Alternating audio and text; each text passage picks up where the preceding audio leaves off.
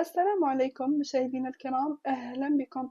نهاية مباراة المنتخب الجزائري والمنتخب السوداني بالتعادل السلبي لكلا الفريقين. المباراة كانت قوية جدا بالنسبة للمنتخب السوداني، أما بالنسبة للمنتخب الجزائري لم يقدم مباراة قوية، بل كان خائفا من الخسارة، حيث أثر عليه الخوف في أدائه.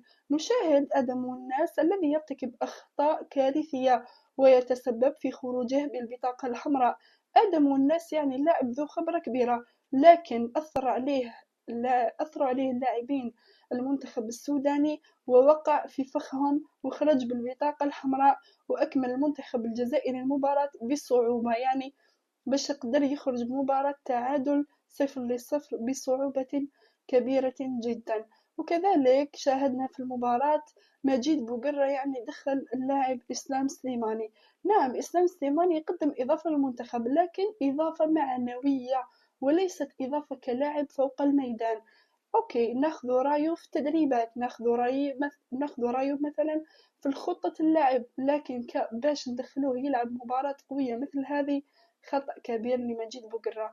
يعني إن شاء الله إنه يكون مجيد بوقرة ولا أحد راح يأثر على اختياراته في التشكيلة. إن شاء الله المباريات القادمة نفوزوا فيهم، وإن شاء الله مجيد بوقرة يتدارك الأخطاء ونفوزوا. بالتوفيق للمنتخب الجزائري في مباراته القادمة يوم السبت ضد المنتخب البحريني. واتركوا لنا آراءكم في خانة التعليقات، ولا تنسوا الاشتراك في القناة. السلام عليكم.